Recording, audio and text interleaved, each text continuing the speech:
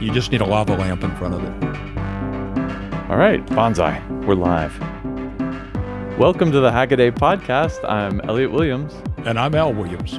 This is episode 226. We got a hot show for you this week. We'll be talking about ice, snow, and cooling paint in July. In the news, we'll start off with some sad news, saying goodbye to Don Lancaster. Don is an old school electronics writer. I know him mostly from the CMOS cookbook, which is like a Bible for people who want to do interesting things with CMOS chips. What was interesting to me, I still have a copy of the TV typewriter cookbook. Right. And I think what people don't realize is back in those days, if you were lucky enough to somehow acquire a computer, which was a big feat in of itself, then you needed the teletype, which was even a worse feat, right? Normally they leased those, and it was very hard to find, what we think of as a normal terminal, and certainly anything with a screen. That was almost an impossible find. So you wound up with the hams would take the 5-level teletypes and use those, but that's not nice. You don't have all the characters. Bringing in a cheap way, relatively cheap, and at least accessible way to have a TV screen act as your terminal and an ASCII keyboard, I mean, that just made a lot of things possible. And if I'm not mistaken, part of that design wound up on the Apple I. Probably need to verify that, but certainly a lot of the computers of that era were possible because he had kind of blazed the trail of showing people how to take a TV set and draw characters on it. So I think that was an amazing contribution that you don't hear enough about in the personal computer world.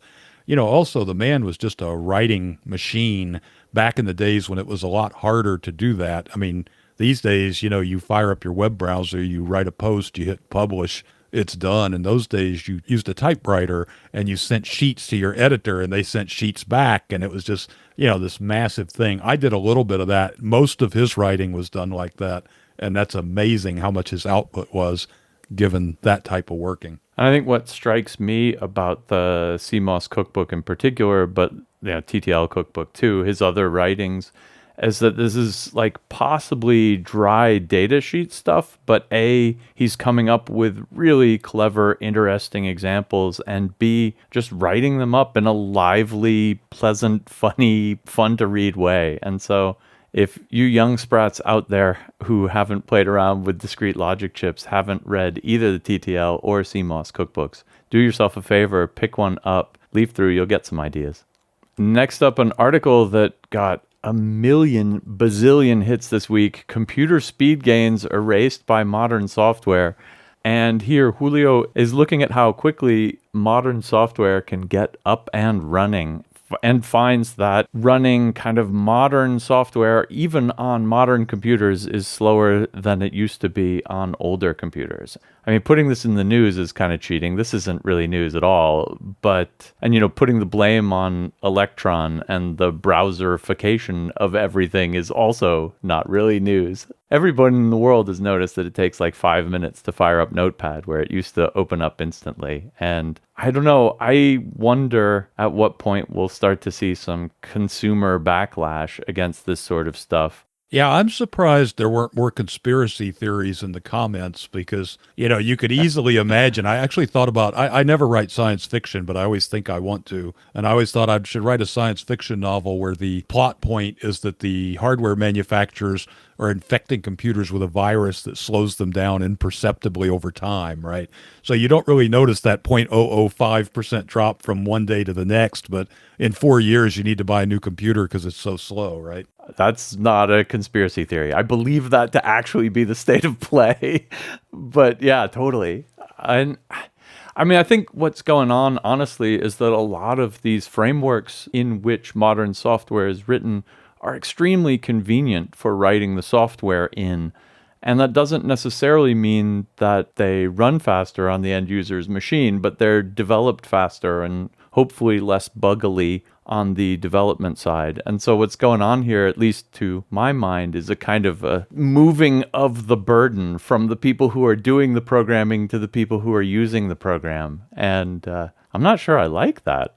Yeah, I mean, I think that's always been a case where development time is way more expensive than runtime in most applications. So do you really spend the 2 weeks it takes to write your database program in assembly language when the person looking at the page is going to hit next and it doesn't matter that it takes 300 milliseconds to update instead of 50 milliseconds? But if there are 2 billion people using Microsoft Office, that 1 second that it speeds up is 2 billion seconds in aggregate. And that programmer could spend 2 billion seconds making it 1 second faster, and it would be a net gain for the world. But what are you going to use that extra computing power for unless everybody's running folding at home or something, right? If you think about the number of computer cycles that are completely wasted worldwide every day, it's staggering, right? Your computer sits there and does nothing 90% of the time. And yet it's a supercomputer that would have shamed anything NASA had up until, pretty recently in all of our lifetimes, right? But every time some BS computer thing takes 5 seconds when it should be instantaneous, it throws me out of my flow, and that just makes me crazy. Oh, don't get me wrong. I don't disagree that it's a problem. I'm just saying, there's at some point, there's a point of diminishing returns where the difference between 10 milliseconds and 2 milliseconds is imperceptible. For sure. But it is a problem that everything gets slower. Talking about conspiracy theories, I think a couple of years ago, if you'd have told me, oh, Apple slows down their phones to even out the battery life, I would have said, oh, that's ridiculous. But yet there we are, right? True. Sometimes the tinfoil hat fits, right? That's right. And last up in the news, gearing up with the 2023 Hackaday Prize. Hackaday Prize entered its fourth round on July 4th. That was the Tuesday. And this one's all about building your own tools. And so if you, make your own soldering iron, write your own software to do serial debugging, anything that isn't the project itself but helps you get the project done, feel free to enter that in this round of the Hackaday Prize. Like, these little side projects kind of get lost, kind of get brushed under the carpet and never see the light of day. And I think that's one of the things that's cool about having this as an explicit challenge is that, all those cool tool hacks and process hacks and whatever it is that helped you get it done hacks that are kind of hiding out there can percolate up, and we will all benefit from seeing them. See, I'm decidedly odd. I'm the other way around. I like building the tools, and I don't have as much interest in using the tools. So I used to take apart microprocessors for a large semiconductor manufacturer and, all the microscopes and the acid decapsulation. And what I really liked doing was going and designing a circuit board to exercise the chip. And then after that, I didn't care anymore, right? Let somebody else do all the microscopy. See? Perfect. This is a journey into sound. What's that sound? What's that sound? And that brings us to this week's What's That Sound challenge. This week is an answers week, so everybody guessed last week except for Al, who hasn't heard it yet. So give it a listen and tell me what you think.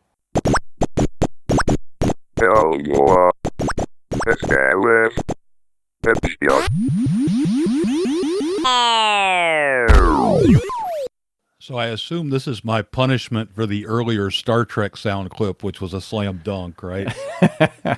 I could tell it was one of the kind of speech synthesizers from TI. I think Christina said it was a speak and spell, but you reacted such that I would have probably said that too. But I couldn't make out the words it was saying. I listened to it a few times, and I just couldn't figure it out. But it was obviously some sort of, I'm going to say video game from, mid-'80s alien theme, and I don't have a name. Perfect. You just need the name. And that name is Qbert. It puts random data into the phonemes to make the sound of Qbert cursing when he gets hit by things, right? He's jumping around and there's this crazy snake making that spring noise. And the snake gets him and he goes, rah, rah, rah, rah, rah, and it shows curse things, like asterisks and stuff on the screen. And it actually feeds random data to the chip. And so it's different every time, which is really cool. And it's usually, like you said, unintelligible garbage. Well, since that was random data, do you mind if I put you on hold while I cancel my audiologist appointment? Yeah, right. I can't figure out what he's saying at all. It sounds like random phonemes. Well, it's kind of a Rorschach test because I kept thinking I knew it was something like for playing with me or something. And I thought, no, that can't be right. So, yeah, well, it's really cool. I think that's one of the best uses of a speech synthesis chip ever. And actually, we've been playing Qbert a little bit here in my house, which is why we had it. I have a RetroPie set up, and my son was playing it. And it actually is a pretty good game, even after all this time. So if you haven't checked out Qbert recently, definitely give it a look. But try to get a MAME one that does the emulation of the speech synth chip correctly, because that's half the fun. We had 32 answers, 25 of them are correct. Tell you what, I'm going to fall back on one of my favorites, which is a routine that takes a picture of me, hashes it, and pulls the last digits out. Yeah, I was actually looking for a sound search engine to try to find that sort of like TinEye for audio, but I don't think it really exists. There's a lot of it for music, but I don't think there's anything for arbitrary audio. Number from 1 to 25. Webcam takes a picture of me, and the magic number is 6. That is congratulations to Y. Brandis. Qbert dying when I keep messing up the directions on the joystick. I feel you. I feel you. I'll be getting in touch with you, Y. Brandis, and get you a Hackaday t-shirt. Everyone else, thanks for playing along.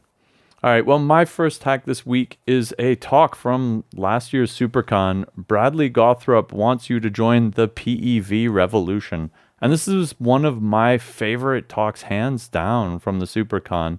This is an invitation to hack and kind of change the world before it changes you, but in particular as it regards to personal electric vehicles. And Bradley's presentation kind of A, encapsulates the hacker spirit, B, points to all of the really interesting places that you could be playing around in personal electric vehicles. And that's things like, you think about the Segway and the hoverboards, but also electric bikes and electric scooters and monowheels and electric skateboards and all of these kind of, frankly, fast and fun and ridiculous personal devices that lithium-ion batteries have made possible for all of us.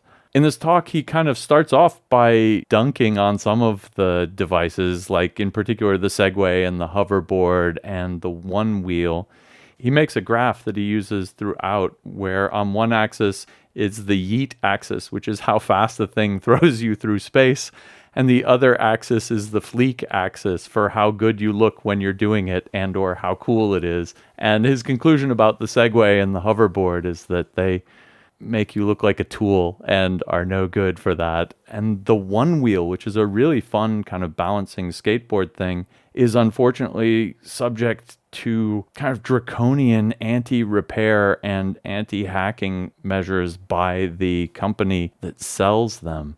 And these are the kind of things that I think he's trying to warn against and saying that we need right now to get in and get our hacker hands on so that the future doesn't become uncool.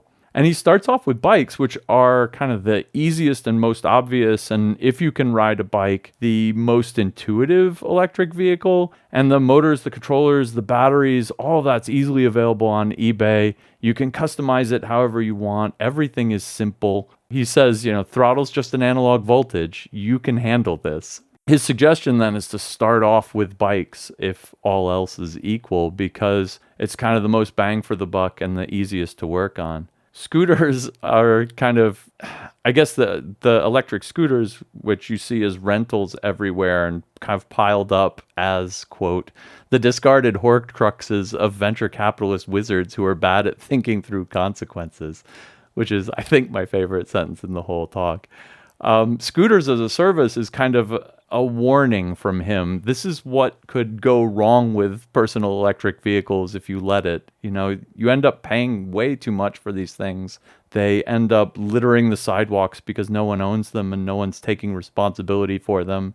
It gives personal electric vehicles a bad name, when in principle you could actually just kind of own your own scooter, and then you could hack on it, you could have fun with it, you could race them, you could tweak them, and you'd probably take better care of it and keep it in your basement where it belongs. Last up, he talks about the electric skateboard scene, and he brings this up as kind of being the best possible world, the DIY-est of them all.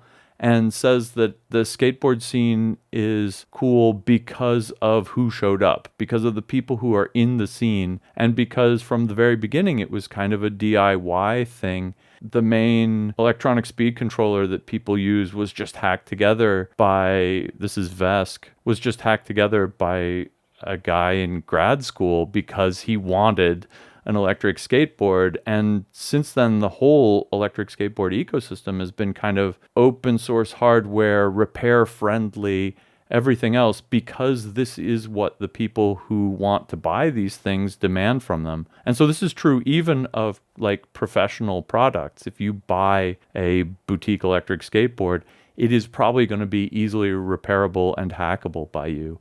And that then kind of closes it off with his summary, and that is bikes are really cool and easy to hack on. And then there are all these other electric vehicles which have kind of gone wrong in various ways, and electric skateboards which haven't gone wrong.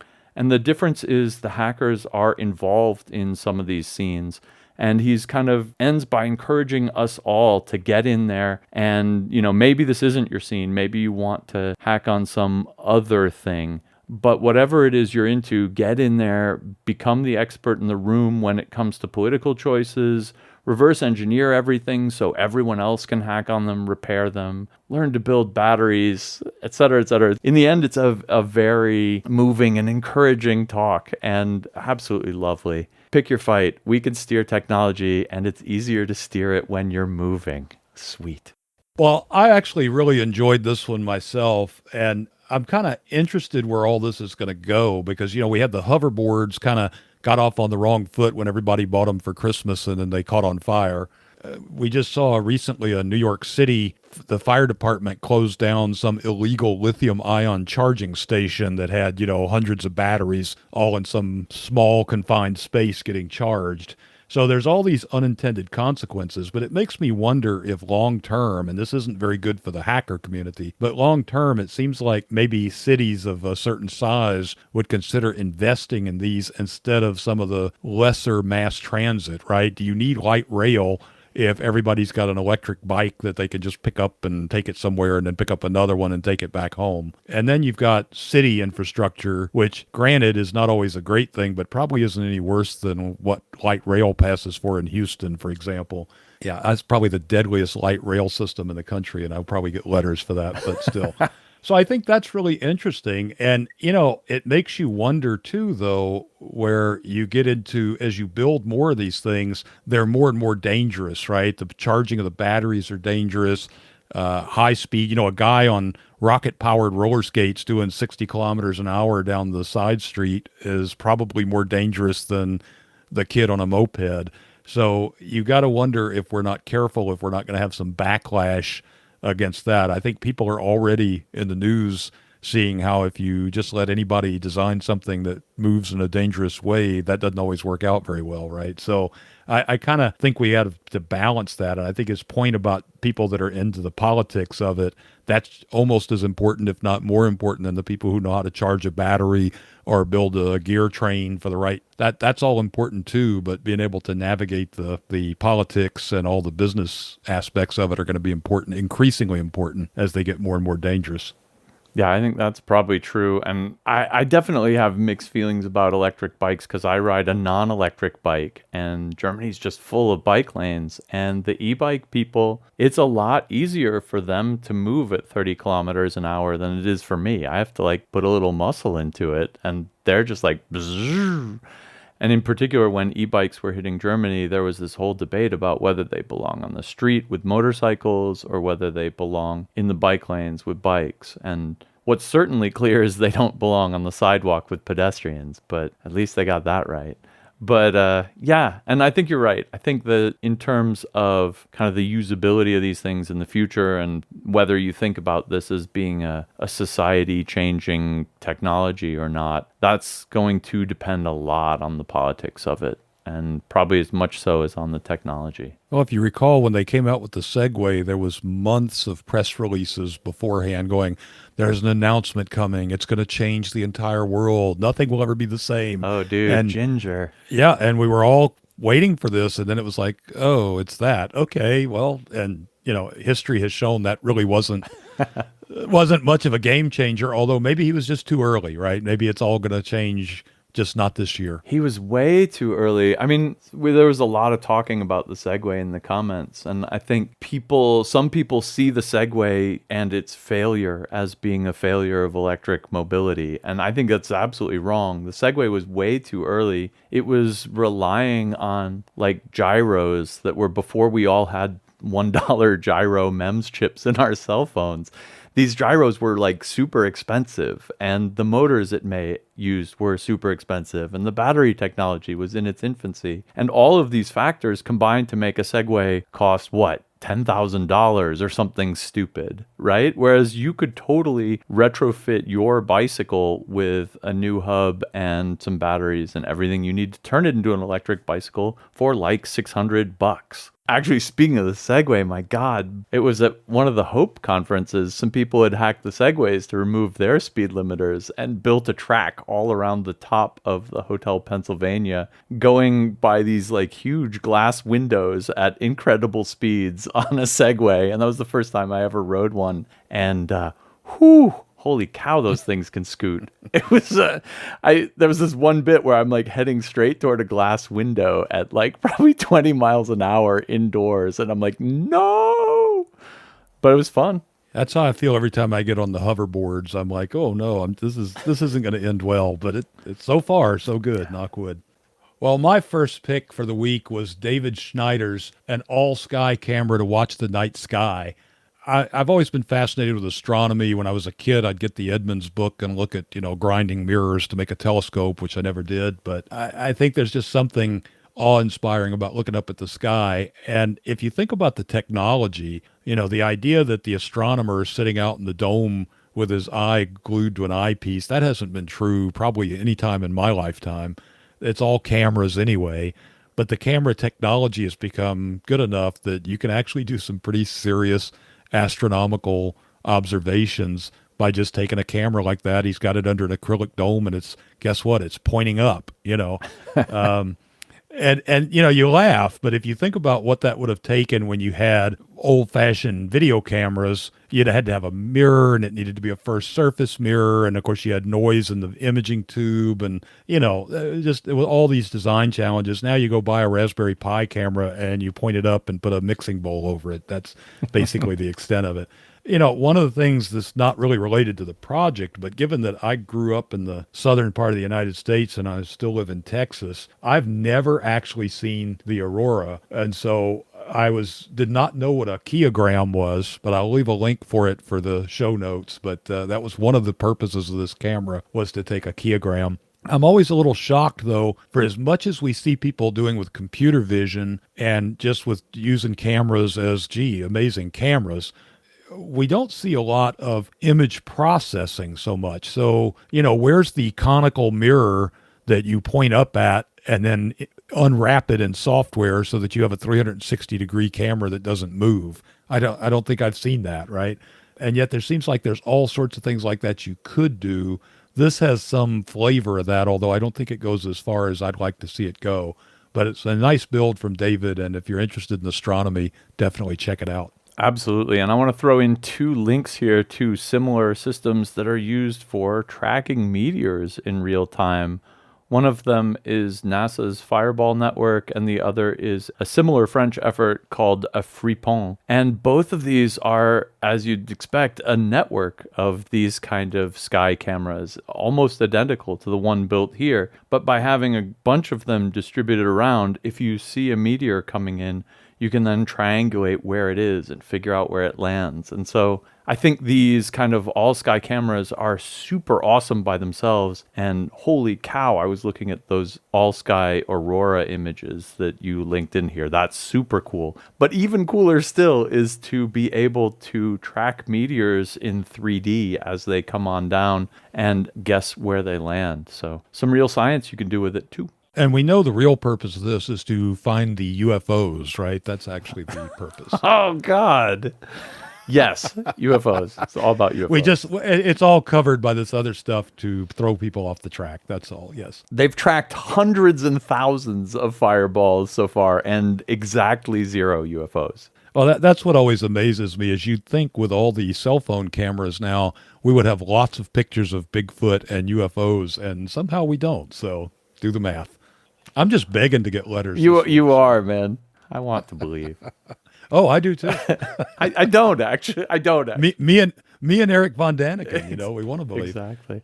All right, next up, Nathan builds DIY. Gardening robot uses sunlight to incinerate weeds. I thought this was a very hacky, sometimes wobbly, not entirely functional project yet, but it had a bunch of really clever bits to it that I like to see and opens up, I think, a bigger discussion. This is basically a trolley that goes down a row in his garden and uses a camera and CV to figure out where weeds are and then focuses a big Fresnel lens on them and burninates them. I love it. And as Alan Killian says in the comments, he's using the output of a giant nuclear fusion reactor to kill weeds. I guess that's true. It's a faraway fusion reactor. The really cool problems here are to A, locate the weeds, so there's a fun computer vision project, and then B, you have to move this Fresnel lens in kind of XY until it's over it, and then C, you have to move it in Z so that you can focus the beam and then expose around to kind of burn up the weed and then drive on to the next space. One of the really cool developments that Nathan did here was to put a flapping cover over the Fresnel lens so that he's not like burning the plants he wants while he's just driving around. But then he put 4 notches in the outside of it that let some light through. And that makes it super easy for the OpenCV routines that he's already got running to say, are these 4 points coinciding with each other or are they way spread apart? And that's just a really great low-tech way to get some easy computer vision focusing mechanism. Love that. I don't know. I mean, I'm not sure how well this thing would work in practice, and his frame's built out of wobbly wood and it's rolling on slippery bike wheels without tires. And, there's all sorts of things you could complain about here or worry about how well they're going to work. But this is also the kind of project that I like to see because it's so obvious that Nathan learned a ton from doing this and that he took some of these real challenges, like how to train a neural network to recognize your weeds versus your crops on your plot of land. And then, the whole focusing mechanism. A lot of fun things to hack on here. Yeah, I thought this one was really interesting, and it's one of those things, like you say, you love to see it. It's probably a one-off because I just can't see this being sold at Home Depot anytime in the near future, right? Product liability alone. What a great idea. And it's going to sound like I'm making this up, but, when I read this, I thought, oh, he should have called it, Syracuse. And then that turns out, after I read this, I went and saw the Indiana Jones movie that's just out. That turns out to be a plot point in that movie, which I won't give away. But, they supposedly used the mirrors at Syracuse to burn the Roman ships. Same kind of thing, right? Fusion power in the, 2nd century BC. And in case you think this is ridiculous, I should point out we just covered an article about the idea to do the same thing basically with a trailer sporting a lot of lasers. And this is an article Lewin wrote up, Smoke Some Weeds, Lasers Could Make Herbicide Obsolete. You should check that out. We've also seen a bunch of other projects to kind of detect weeds from healthy plants, and I'll throw a link to another OpenCV and depth camera application that's doing weed detection. That's really fun. Other people in the comments suggested there's a million other ways to kill the weeds if you're worried about the sun being unreliable where you live. People suggested using steam, using boiling water, using molten sugar. Sweet Hack actually asks the question that I didn't think of. When Nathan's robot tries to get the weeds, it actually scans across a kind of 3-inch square area so that it's sure it gets it, right? But if you're scanning anyway, why do you bother focusing to a pinpoint? You could just focus down to that 3x3 square and linger there a little bit longer, probably burn it just as well. There's a bunch of ways you could go with this, and I think it's really interesting. Lasers, boiling water, molten sugar, whatever it is that kills your plants, I think it's really cool to try to build a robot that does the weeding for you. My next pick this week it's a ham radio video from the Ham Radio A to Z channel. It's only tangentially related to ham radio, though. And the title is A Fuse is Just a Fuse, right? The ham's got some no brand assortment of fuses. These are the kind of fuses you see in your car. They're just a little piece of plastic and a little blade and the two blades and a little S squiggly in the middle. And so they're marked. This was a 5 amp fuse. So you assume naively that it would blow at 5 amps. Well, fuses don't actually blow right at 5 amps because they're kind of an analog device. So if you've got a 5 amp fuse, it will blow over a certain period of time. If you put, say, 6 amps in through it, or if you put 100 amps through it, it should burn out a lot faster. And it turns out, of course, there's specifications for this. So he goes and gets a Bussmann document, and it shows, for this size fuse at this much current, it should blow in, this little bit of time. And of course, obviously, a bigger fuse would blow in more time. So he makes a little jig. He puts one of these 5 amp fuses from his box of, 140 fuses for $10 or whatever that he bought at a Hamfest. And he basically has a controlled current supply, shorts it out. It's putting out 21 amps at, zero point 0.6 volts or whatever from the drop of the fuse. 3 minutes later, it's still doing it. And he's got an infrared thermometer, and, the temperature is just going up, up, up. I can't remember if he was measuring Fahrenheit or centigrade, but it was way hotter than it needed to be and staying there. At the end of the video, he admits that fuse, he had actually done the test to it several times. So it wasn't even a fresh fuse. It had been subjected to 21 some odd amps multiple times for more than 3 minutes each time, and it was still sitting there passing current. So, of course, then you think, well, maybe his methodology's bad. Maybe there's something else going on. Well, he takes the Bussmann fuse, and it goes in 350 milliseconds, which is kind of what you would expect. Oh, and it was a 10-amp fuse, so it was twice the size of the no-brand fuse. So he's throwing all those fuses away, and it's kind of interesting because, you think about stuff like that. I would have thought, well, a fuse is a commodity. Yeah, it might not be perfect, but if normal conditions, it's just going to blow open, and that's what I want it to do. But as far as I can tell, you might as well have jammed a penny in there as had the fuse, because it was just going to carry current forever until it eventually caught fire. So he also had some little fuse and some Bussmann, and of course those all do what you expect. So of course they're not 100 for $5 or whatever the price was he got, but it's really something, and it makes you wonder how much of these other cheap components we get maybe have bad behaviors, especially off nominal, because you know how it is, right? You stick a fuse in something. It turns on, it works. You think, oh, good, the fuse works. Well, yeah, but that really doesn't indicate the fuse works. It indicates the fuse is not blowing, which you don't normally expect it to blow, so that meets your expectations. The real question is what happens when you put too much current through it. Yeah, I don't know what you're complaining about. This is a 5 amp fuse, and it's giving him 20 amps for hours. Like, that's more, right? Bigger fuse for the same low price. That's right. Totally. No, I know what you mean. And you just hammered it. Like, a fuse isn't doing the right thing until it's blowing out when it's on overcurrent. And when you put it in there and it works, that's not it doing the right thing yet. You got to crank it up and see that it fails on you, because if it doesn't fail, it's going to burn out whatever's downstream of it. And, a fuse is probably a little bit like a bike helmet, right? You want to spend a little bit extra on it because your brain's probably worth something. And, if whatever's downstream of this fuse is worth protecting and you're doing stupid things that'll maybe overcurrent it, you should probably protect it. Well, and as he points out, too, I mean, that's a kind of a secondary function of the fuse, is to try to protect your equipment. Really, the primary purpose is to blow open so you don't overheat things and catch fire. Fair enough. But for a fuse or a voltage regulator, I kind of want those things to work correctly. I want them to have overvoltage protection, and I want them to have short circuit protection. And do they really have that? The same kind of thing. If I turn the power supply on and it seems to put out the right voltage, that's wonderful. But does it do it when it's a short circuit? Does it do it when, I backfeed it too much voltage, or whatever the error conditions are? And I don't think we test that enough or think about that enough, especially now that we buy so much cheap stuff from dubious sources. My next hack is a cool hack. Cooling paint you can actually make. A video by Nighthawk in Light. And here he's making radiative sky cooling paint out of calcium carbonate. Radiative sky cooling paint is really kind of weird. Earth's atmosphere has a lot of water in it. Water reflects a lot of infrared, and that kind of keeps the Earth warm.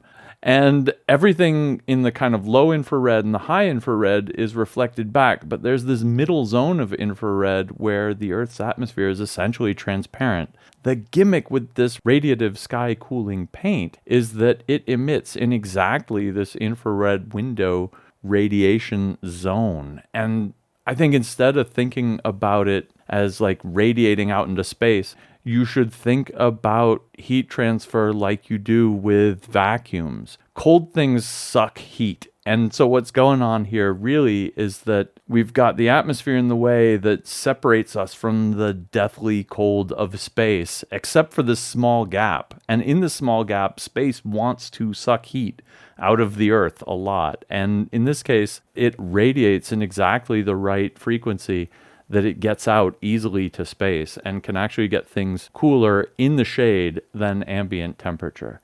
And that, of course, is just super cool. There's two good paints that do this. One is made out of barium sulfate. The other is made out of calcium carbonate. And what Nighthawk and Light is doing here is basically working on getting a maximum density calcium carbonate pigment here.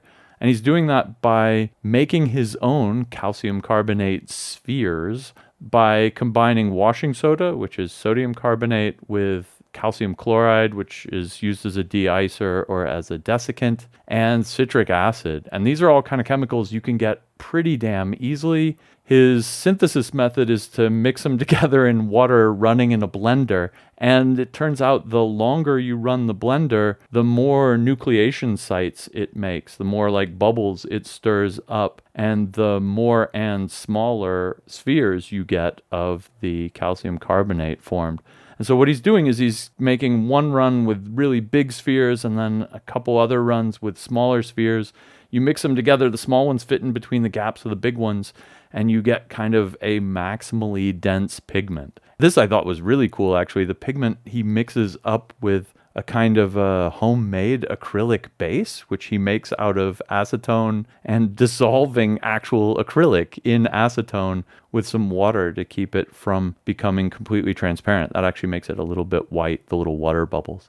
But the point is he makes his own acetone base, mixes this powder that he gets out of his mixture of different size calcium carbonate spheres and tests it out. And he gets really good results. He gets kind of 3 degrees C less than ambient. I guess you have to insulate the painted surface and you have to cover it so it's not just cooling the atmosphere around it. But if you do that, you can measure that that surface is 3 degrees less just by pointing it at the sky because it's giving off its heat to outer space. Elliot, when we go to visit his house, no margaritas, okay? Why? Because of that blender. Yeah. Calcium carbonate's good for you. It'll keep you from getting heartburn from drinking his margaritas. Well, there you go. Malox and citric acid, the perfect margarita It's mix. probably all right. So, this is one of those things when I first saw it, I thought, if somebody had just told me about this anecdotally, I would have said, that's ridiculous, right? That's not possible. So I was really impressed. And it also reminded me of something that's been in my file for an OC for a long time that I haven't done. But, the ancients had all this passive cooling technology that we don't use anymore because we have air conditioning. So if you go to the right parts of the world, you can still see some of this, like, the high ceilings in, say, Merida, Mexico, or, I don't know if you can see it anymore, but like in ancient Egypt, they would have water that would trickle down the windows and that would evaporate. Right. And that was set up. The Romans had water running through their walls. In India, they have, the step wells. And so there's all these things that people figured out, hey, this makes it, a half degree cooler. I think I'll do that instead of just not making it half a degree cooler.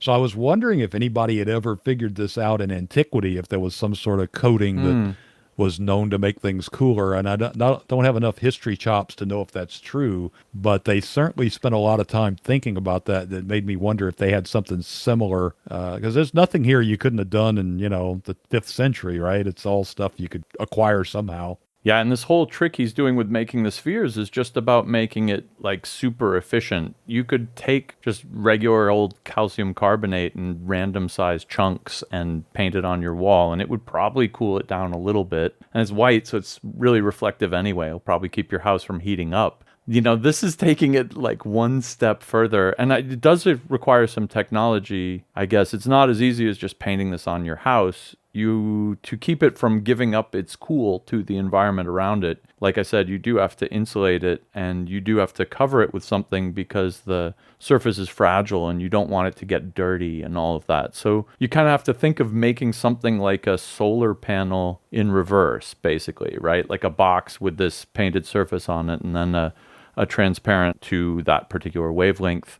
of infrared cover on top of it. So, it's not super easy. It's not going to be like you're going to go paint your roof with this stuff and you get free air conditioning.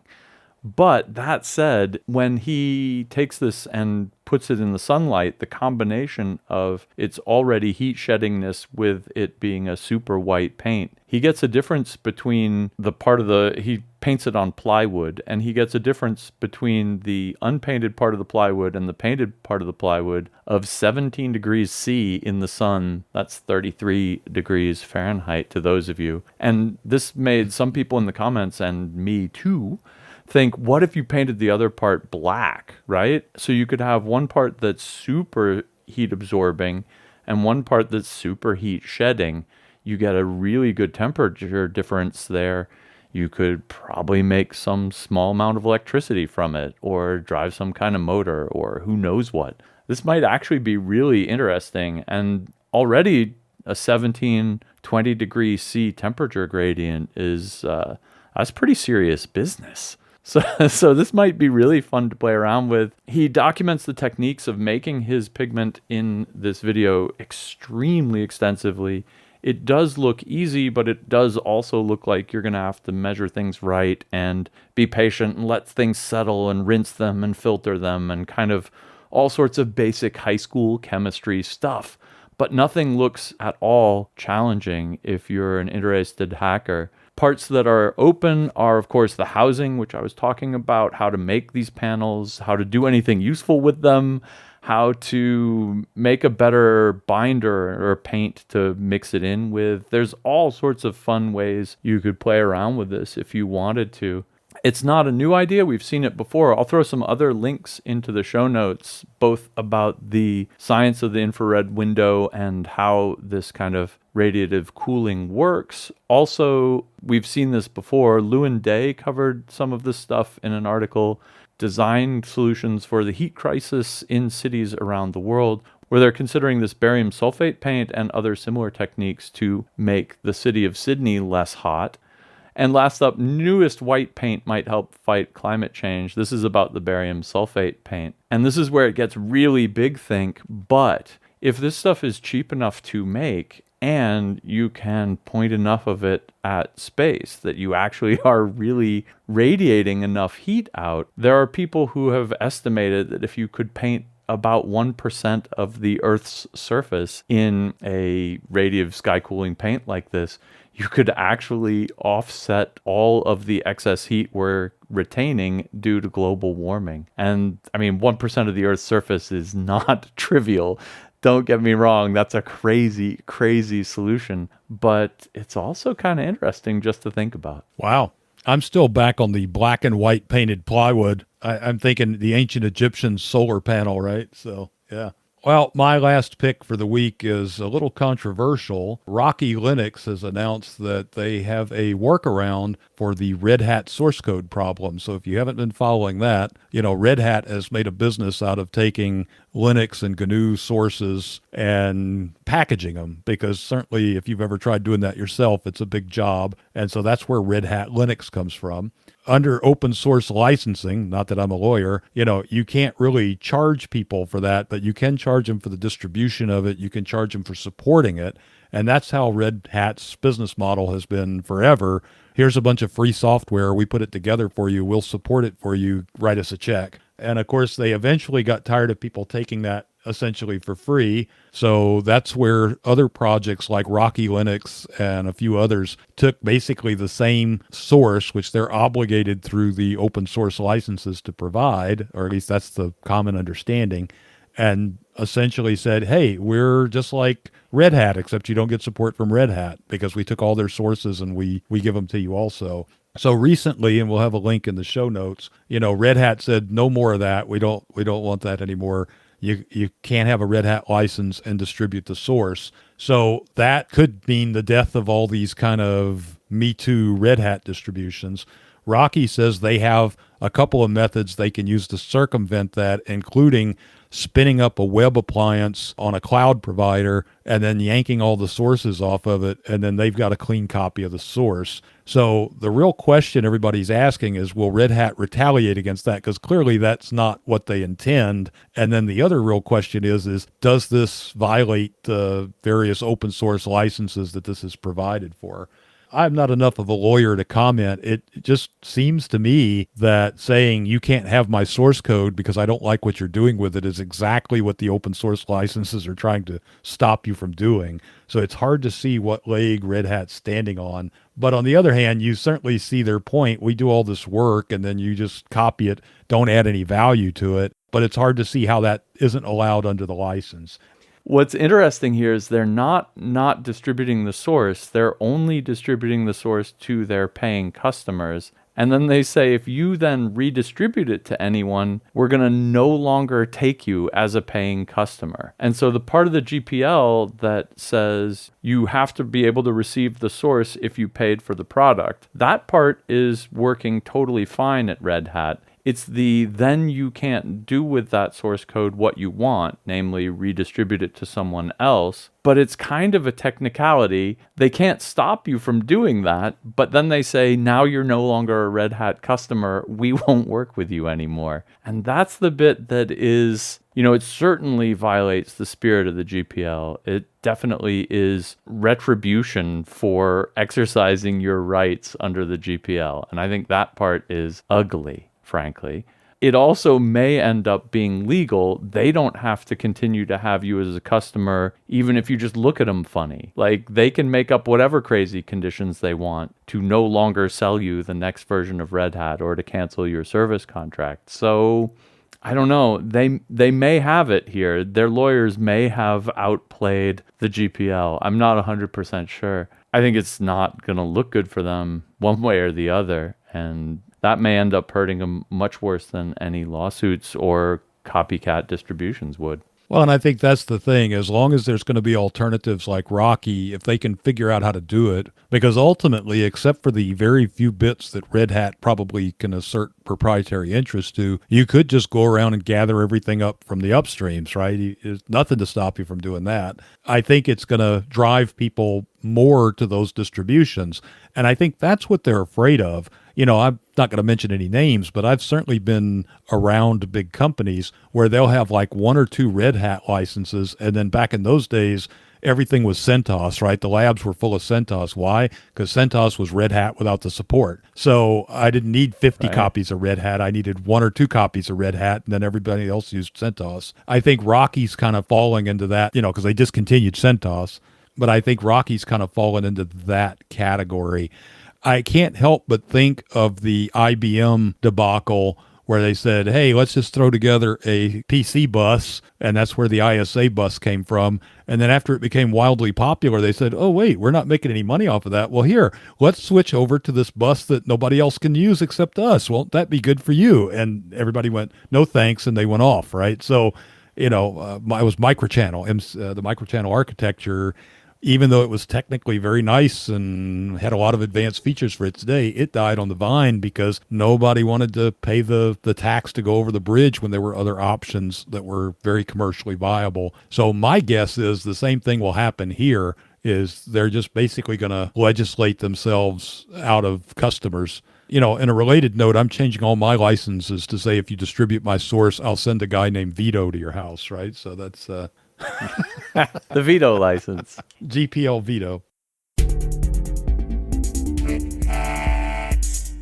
All right, my first quick hack this week, the chess computer from 1912 is a fantastic look in IEEE Spectrum at a mechanical computer made by Leonardo Torres Quevedo. It did play chess, although a weird version of it, king and rook versus king. But at the time, with this outrageous advantage, it was able to beat a grandmaster, which is pretty cool. This one is a deep dive into something I didn't know anything about. You should check it out. Next up, Jenny List wrote up Ice Wrenchers, Wrencher Chocolates, and the Vacuform DT2. This is basically a review of a vacuformer that she got to borrow of a friend of hers, and she thinks vacuforming is awesome. And last up, Presence Sensor Locks the Computer When You Step Away is a hack by Enzo and uses a proximity sensor to detect when you leave the computer and thus lock it down. What I thought was really neat here is in the comments, people were mentioning a whole bunch of other options to do exactly the same thing, including a very old piece of Linux software, Blue Proximity, which tests Bluetooth messages to see if your cell phone is close to the computer and shuts it when you walk away. That's really cool. There's a million ways to hack this hack, and we've seen most of them. This one's really cool, and some other really great ones in the comments. Okay, my quick hacks for the week. David Gessa actually did quantum computing on a Commodore 64 in 200 lines of BASIC. And so, I couldn't help but think of the story about the Iranian quantum board, which turned out to be an FPGA board. I think the point is quantum calculations aren't magic. It's not that nobody understands how they work or what they do. It's just with a quantum computer, they happen very quickly and all at one time. But you can still do them one at a time, even in 200 lines of BASIC. But at 1 megahertz, don't expect it to be very fast. The second hack was pair of paired pairs, which is, say that 10 times fast, with the 3 pitfalls of I2C everyone wishes weren't there. I don't want to give away too much of the article, but essentially, how do you detect a clear bus? What happens when you get weird start and stop conditions? And why isn't fast mode backward compatible with almost anything? Pretty deep dive into why I2C gives people problems, and maybe it'll help you avoid a problem in your next design. And last but certainly not least, FezZ had a video about a capability of LT Spice to generate frequency-specific models. And actually, that's part of Spice, which of course is what LT Spice uses underneath, but LT Spice doesn't document it. So unless you either experiment with it or go get some other Spice manual, you may not know about this one. And so it's interesting. You can take something like a network analyzer, which is a very common piece of test equipment now, characterize something at different frequencies, and he shows how he takes a spreadsheet, essentially grabs the output from the VNA, massages it in the spreadsheet for just a minute, nothing really serious, and then immediately puts that back into Spice so that the curve he observes on the VNA is the curve he sees in simulation, and then you can go simulate with the exact characteristics of whatever it is you measured from a frequency standpoint. So I thought that was pretty cool.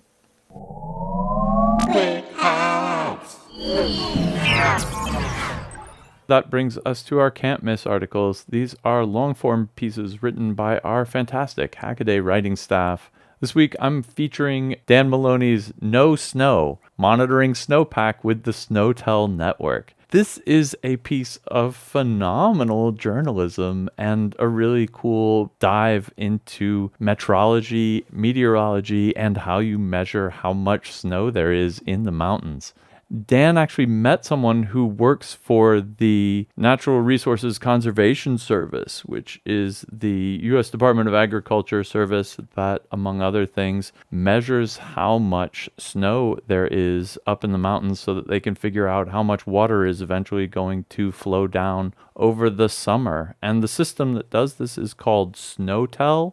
And Dan got to go out with Pete Youngblood and see how one of these systems work. And it's really cool. For me, anyway, the kind of main piece, the most interesting piece was the snow pillow, which is a big pillow filled with antifreeze containing water so it doesn't freeze up in the winter. And the more snow is on it, the more it pushes down on it. And it's got a tube inside, and you can read the height of the liquid in the tube to figure out how much snow is sitting out on the pillow. Funnily enough, of course, it's got antifreeze in it, and grizzly bears like the taste of antifreeze, so it's also covered up in a bunch of mesh to keep them from chewing on the pillows and destroying the snow measuring. They also do snow coring to figure out how much snow there is. You just stick a tube down and see how much snow's in there. They've got really cool precipitation meters.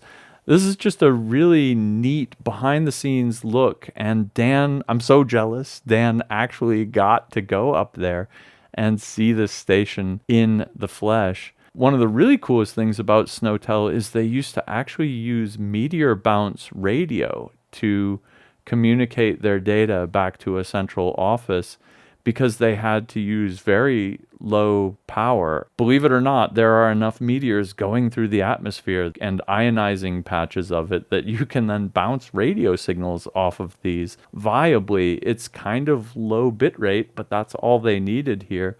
It's also low power requirement, and they used to use meteor bounce.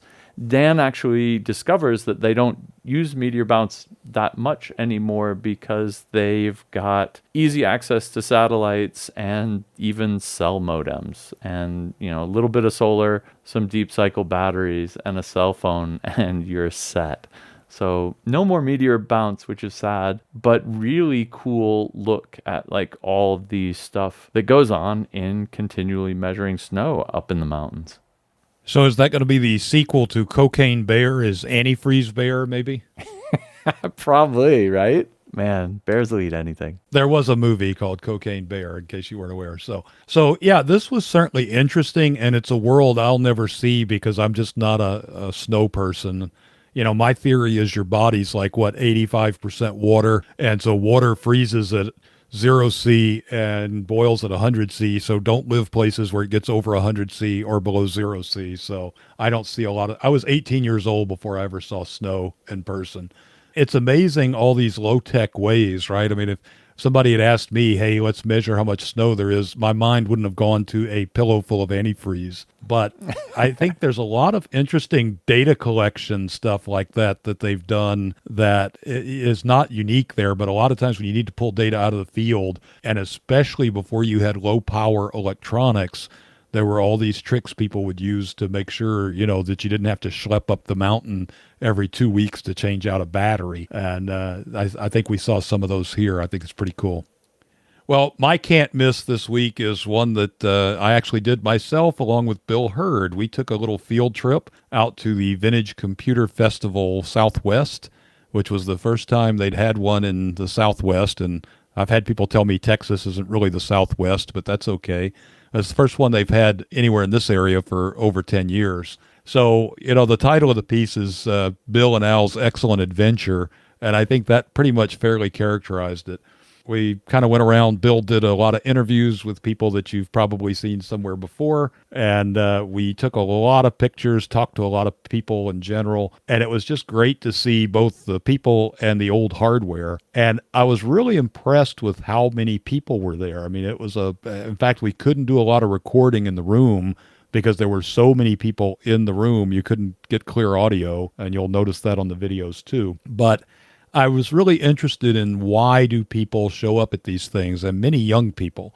I'm there, but I worked with half of those computers, and the ones I didn't work with, I wanted to have one. So pretty obvious that I'm going to walk through and it's be like a kid in a candy store. And I think Bill, same way. He designed the Commodore, so he likes to see those and all the other things from those days. But the theme that I found running through a lot of the folks there was that in those days, you could really take a computer and understand it, right? You could take your Altair, you could take your Commodore 64, and you could pretty much know everything there was to know about it. Now, I'm not saying it was trivial, not saying it was easy, but it was within the reach of mortal people with normal amounts of time on their hands.